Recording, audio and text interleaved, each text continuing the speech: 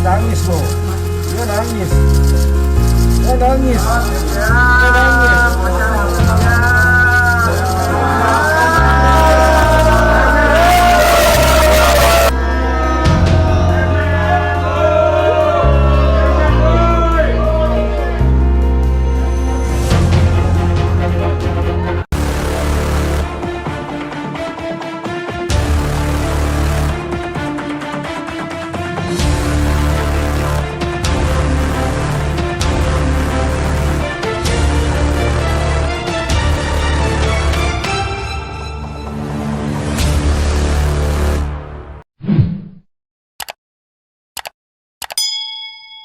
Teman-teman, para pemirsa YouTube Petisi Ali, malam hari ini kita ketemu kembali dalam agenda membahas terkait dengan operasi tangkap tangan yang dilakukan oleh Komisi Pemberantasan Korupsi terhadap Wamenaker dan tim ya dalam dugaan kasus pengurusan sertifikasi K3 keselamatan kesehatan kerja.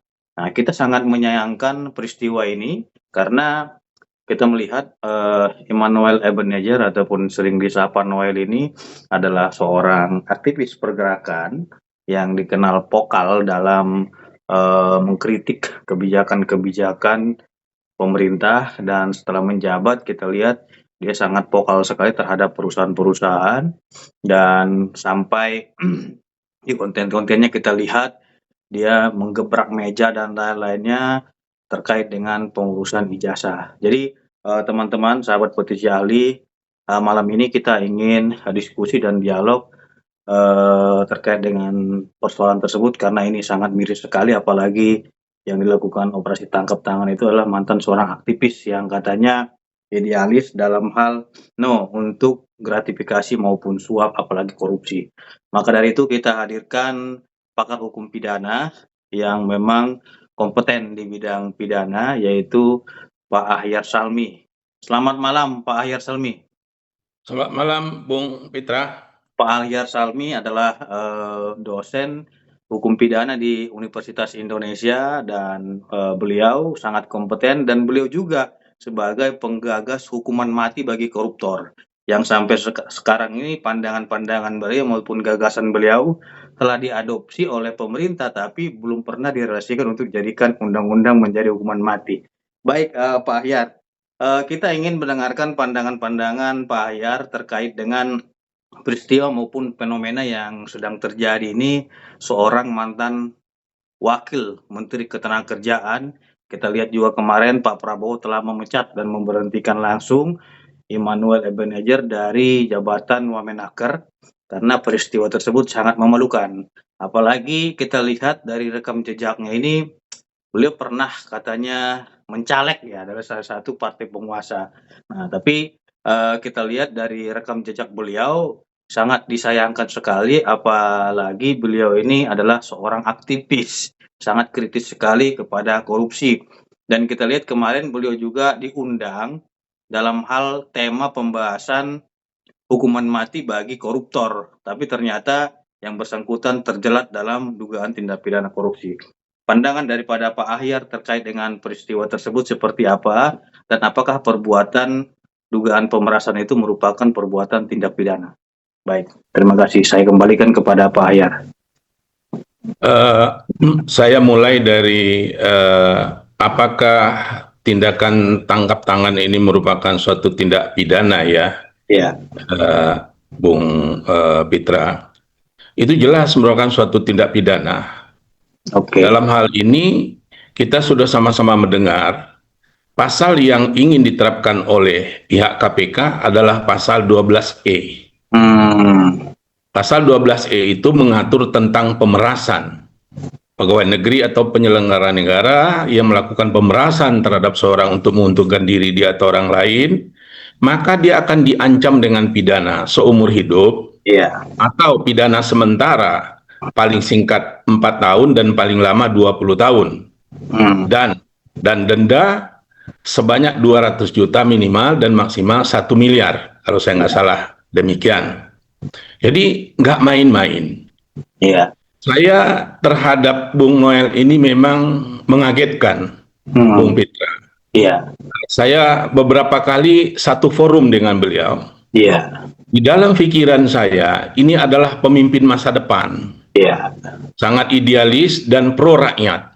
Iya. Ingin membantu rakyat yang tidak berdaya, yang tidak mempunyai akses. Itulah yang diharapkan bagi seorang pemimpin, kan? Iya, benar. Tidak ada kesan saya, dia adalah mementingkan diri sendiri. Tambah lagi, beliau ini adalah aktivis tahun 98, salah seorang, kan? Di jalanan, tahun 98 kita tahu, itu adalah puncak dari kekuasaan Orde Baru. Salah satu tuntutan mahasiswa ketika itu adalah pemberantasan KKN. Iya. Nah, kok dia saat sekarang ini terjerat mengenai masalah KKN? Iya. Tambah lagi, dia ditunjuk, diberikan suatu kehormatan yang luar biasa, menjadi wakil menteri di tenaga kerja kita. Iya. Oleh Presiden Prabowo, dan beliau dari awal berpidato berapi-api untuk memberantas korupsi. Iya. Bahkan sesampai ke mana, ke Antartika pun akan beliau kejar. Iya. Di dalam pidato 17 Agustus kemarin itu kan juga tekad beliau untuk memberantas korupsi luar biasa. Iya. Rasanya tidak mungkin Bung Noel ini tidak mendengar Iya. apa yang diharapkan, yang diinginkan, visi dari presidennya. Nah, ini kan sangat memukul presiden. Iya. Nggak usah beliau mengejar koruptor ke Antartika. Di ruang rapat presiden aja, kan pasti ada sering rapat juga, Bung Noel mungkin ya. Iya. Ternyata ada orang yang saat ini diduga, tentu azas praduga tidak bersalah, tetap kita tegakkan. Kalaulah sekiranya nanti terbukti sampai ingkrah memang Bung Noel terjerat mengenai masalah tindak pidana korupsi, ini sangat menampar muka Bapak Presiden. Oleh karena itu menurut saya sangat mengapresiasi begitu cepat Presiden begitu ditetapkan TSK Bung Noel oleh pihak KPK, tidak berapa lama kemudian keluarlah putusan Presiden untuk memecat beliau. Tinggal persoalannya mungkin kita bertanya, kita belum dapat ya Bung Pitra, putusan Presiden ini, apakah diberhentikan dengan hormat atau dengan tidak hormat? Iya. Ini yang kita ingin mungkin perlu tahu. Saya tidak tahu persis, apakah wakil menteri ini ada pensiun atau tidak? Iya. Kalau menteri itu kan ada pensiun. Kalaulah sekiranya diberhentikan tidak dengan hormat, kemungkinan itu tidak dapat pensiun ya. Tapi kalau diberhentikan dengan hormat dapat pensiun, menurut saya ini juga kurang tepat, Bung Pitra. Kalau sekiranya nanti wakil menteri, saya tidak tahu persis apakah nanti setelah berakhir masa jabatannya itu mendapat pensiun atau tidak. Atau karena pernah menjabat itu, ada tidak? Kan ada juga menteri zaman dahulu ya, zaman Pak Harto, begitu lengser Pak Harto kan hanya beberapa hari belum sempat rumah dinas ditempati. Iya. Kalau nggak salah itu juga dapat uang pensiun.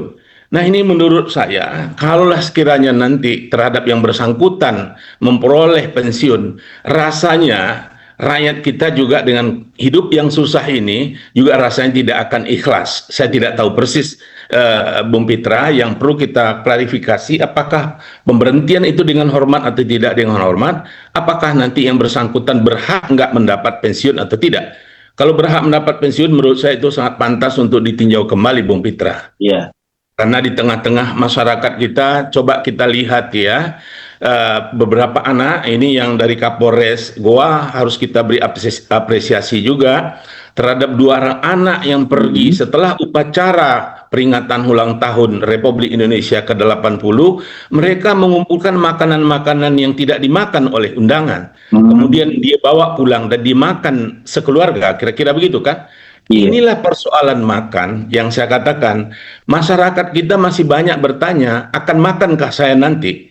Oleh karena itu harus kita tegas, berikanlah hukuman yang berat. Saya katakan tadi, ancaman pidana adalah seumur hidup. Kalau sekiranya nanti jaksa di KPK berkeyakinan Bung Noel terbukti melakukan suatu tindak pidana di dalam persidangan, fakta-fakta persidangan, menurut saya sepantasnya lah, sepatutnya lah dituntut hukuman seumur hidup, Bung Pitra.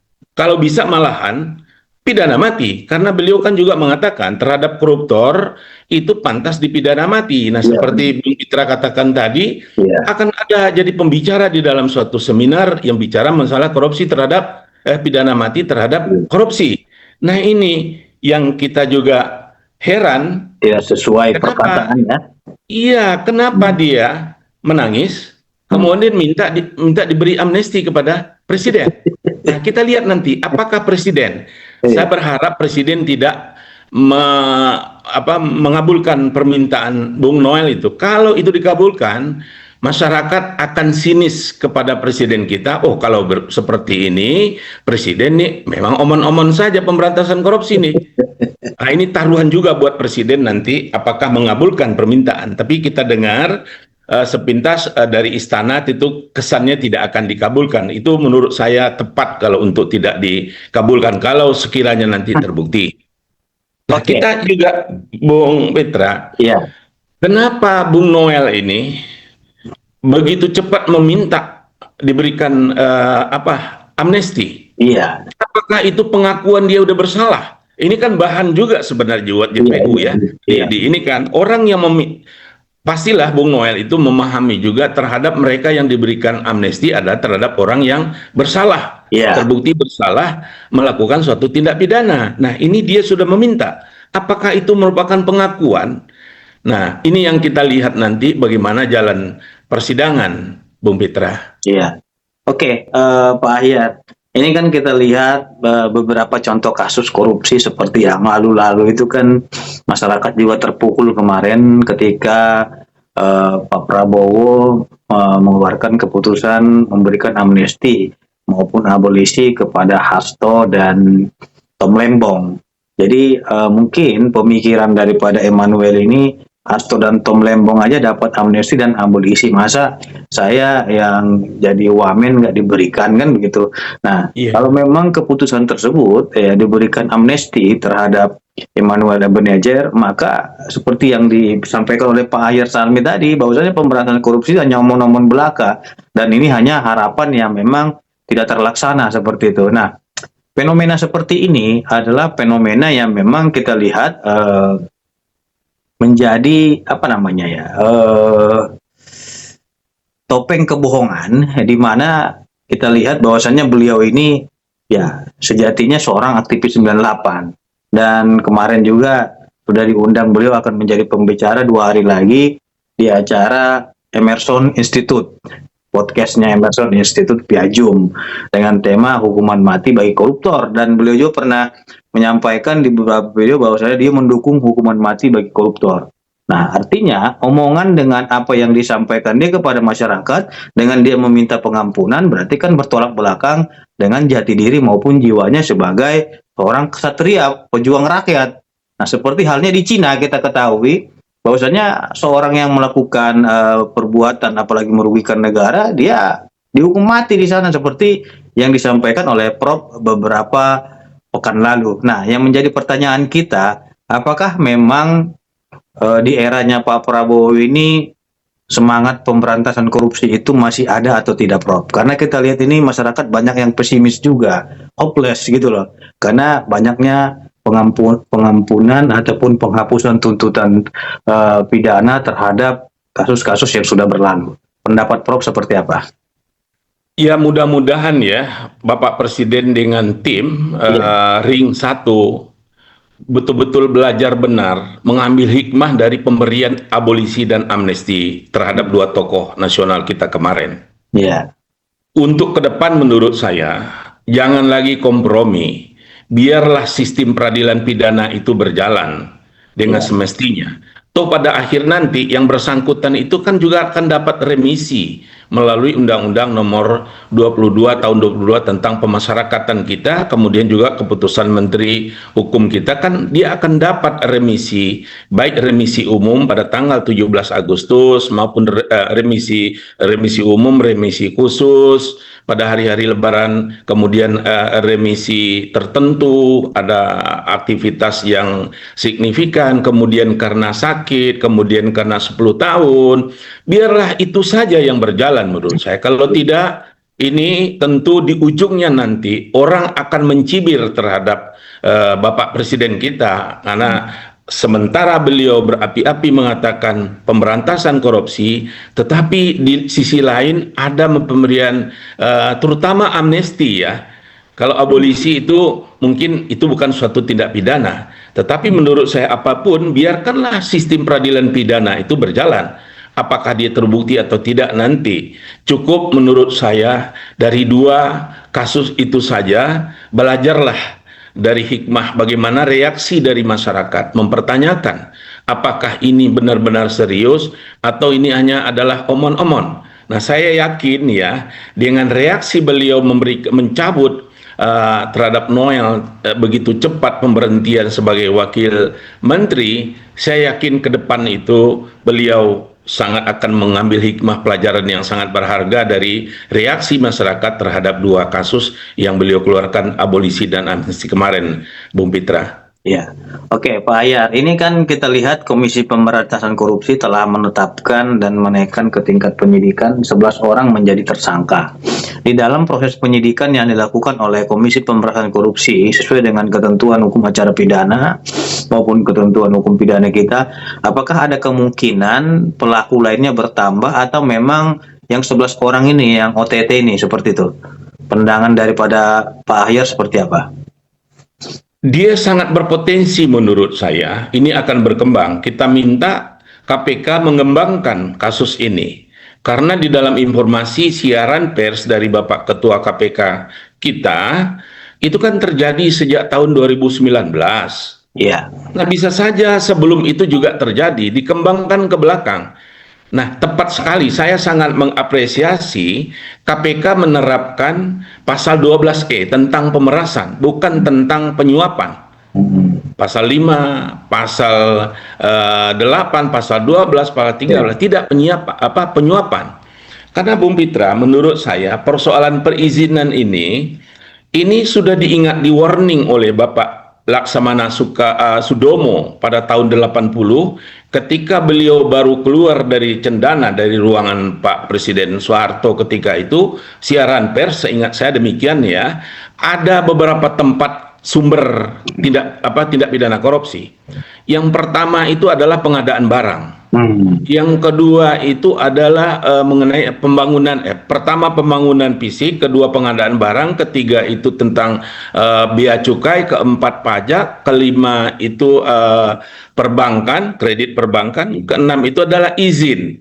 Jadi perizinan ini sejak tahun 80 sudah merupakan sumber daripada korupsi. Nah, ini terbukti saat sekarang masih berlaku itu. Nah, oleh karena itu menurut saya ini terbuka kemungkinan untuk KPK mengembangkan, usut semua dan sampaikan kepada masyarakat yang pernah diperas oleh para karyawan di Kementerian Tenaga Kerja itu, laporkan. Jangan mereka dijadikan TSK. Kalau mengenai masalah suap, patilah penyuap dan dia disuap, dua-duanya akan menjadi terpidana. Ini sudah sangat bijak menurut saya. Karena mereka di dalam perizinan itu, nggak mungkin juga lah mereka ada pengusaha mau menghambur-hamburkan uang untuk memperoleh izin.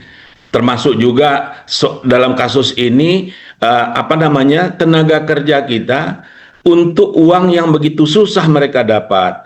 Untuk mempertahankan keselamatan kerja dia, kesehatannya dalam bekerja, dia mengeluarkan uang untuk itu akan mau menyuap. Saya tidak mungkin, kecil kemungkinan.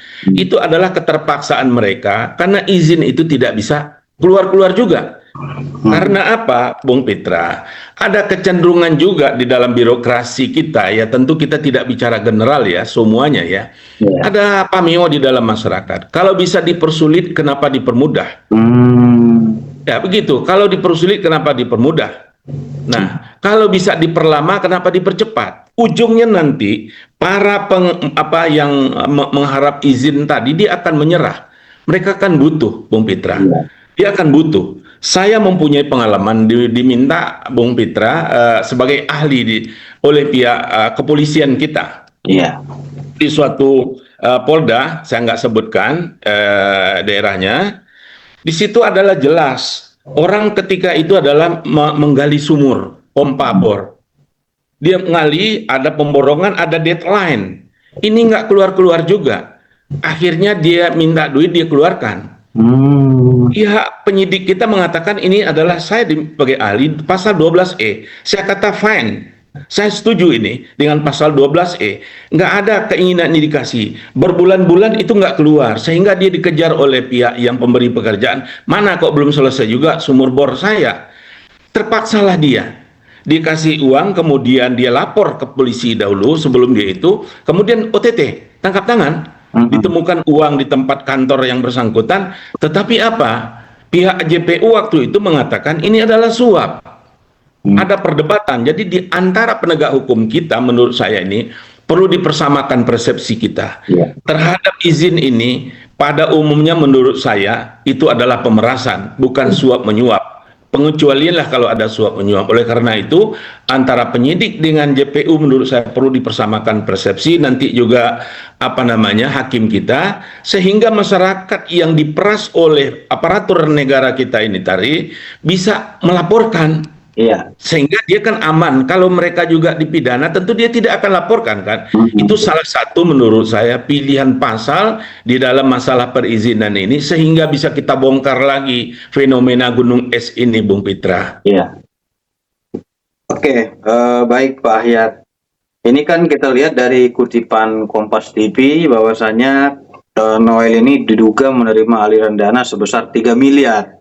Nah, di mana dari tarif sertifikasi K3 itu sebesar 275.000 ya, fakta di lapangan menunjukkan bahwa para pekerja atau buruh harus mengeluarkan biaya sampai 6 juta karena adanya dugaan tindak pemerasan dengan modus memperlambat, mempersulit atau bahkan tidak memproses permohonan pembuatan sertifikasi K3 tadi. Nah, di sini berdasarkan informasi yang kita terima bahwasanya KPK mencatat selisih pembayaran tersebut sebesar 81 miliar yang mengalir kepada para tersangka ya. Jadi ada selisih yang mengalir kepada para tersangka ini sebesar 81 miliar. Jadi ini kan ada uang di sini. Nah, menurut pandangan Pak Ayar Salmi ini, apakah uang 81 miliar ini masih bisa ditarik kembali dari para tersangka ini apabila memang uang tersebut telah dicuci itu loh, ataupun telah dibikin ke aset dan lain-lainnya. Pandangan Pak Ayar seperti apa? Saya kira bisa. Nanti kita berharap juga pihak KPK menerapkan pasal 18, walaupun itu adalah merupakan pidana tambahan ya. Saya berharap dia akan datang nanti direvisi, jadikan itu pidana pokok. Kita jatuhkan uang pengganti. Jadi uang yang diperoleh itu harus diganti. Dari mana? Inilah barang-barang yang disita. Kan uang pengganti itu tidak hanya berasal dari uang yang dia korup. Kalau sudah dia pakai, harta benda dia juga bisa dijadikan kita sita untuk melunasin uang pengganti itu. Nah, di sini kritik saya terhadap pasal 18 ini adalah jika dibandingkan dengan Undang-Undang Nomor 3 Tahun 71 tentang Pemberantasan Korupsi, itu kalau saat sekarang bisa diganti dengan penjara.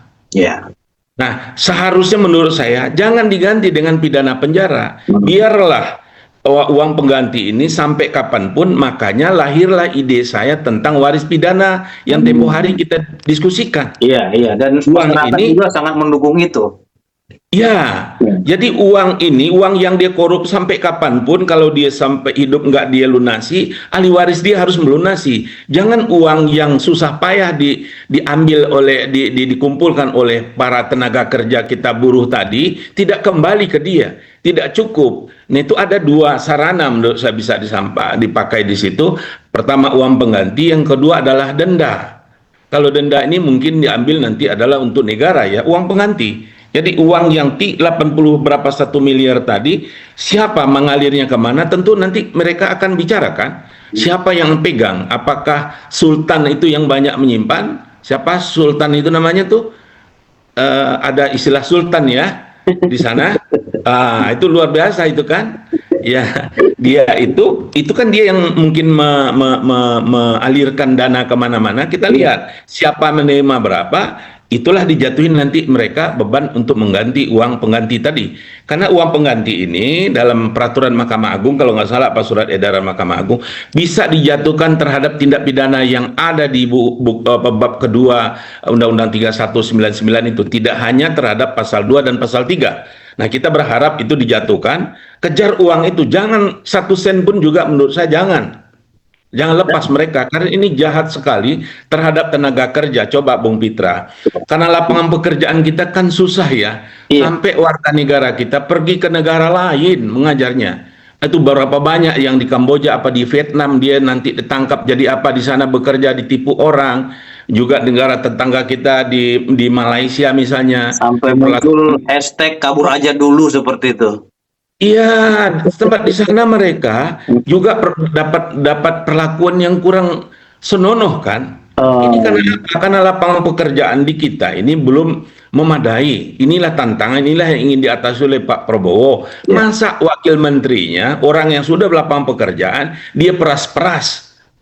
Nah, oleh karena itu pidananya harus maksimal dan uang yang mereka ambil itu harus kembali lagi semuanya diserahkan kepada siapa pemilik awalnya, Bung Pitra. Tapi kan dari segi kriminolognya kita kan harus bisa mengkaji lebih dalam, seperti Sultan tadi dan kawan-kawan tidak akan seberani itu kalau memang tidak ada aktor intelektual di belakang itu yang mengizinkan seperti itu. Nah, dari pandangan seorang Pak Ahyar Salmi, mereka melakukan pembagian itu kan suka atau tidak suka, berarti kan sudah ada persetujuan dengan pimpinan. Nah, ini bagaimana ya dari segi aktor intelektual dari pandangan kriminolog?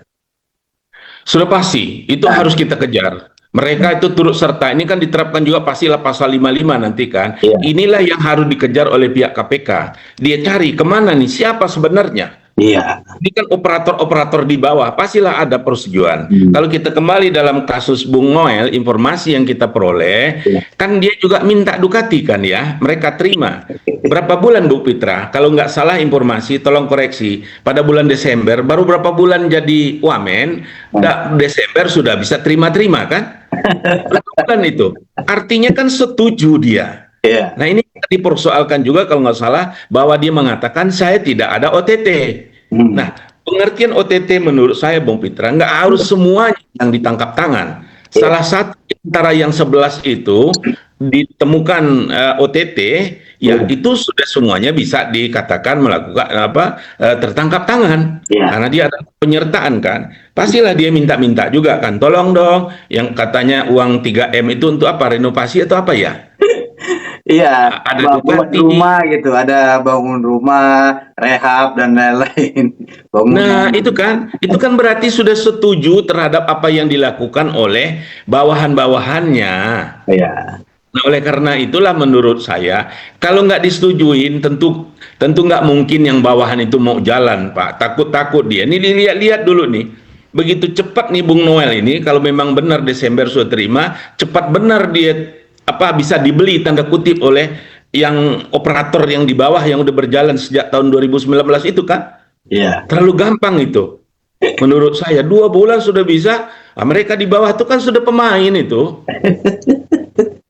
Oke, Pak Ahyar, ini kan kita lihat berdasarkan data LHKPN ya, dari saudara Noel baru beberapa bulan menjabat tapi luar biasa fantastis. Penghasilan dia itu sudah puluhan miliar ya. Karena kita lihat juga beredar ya, sebenarnya seorang aktivis berapa sih ya kan pendapatannya, apalagi kan seorang pejuang rakyat gitu loh.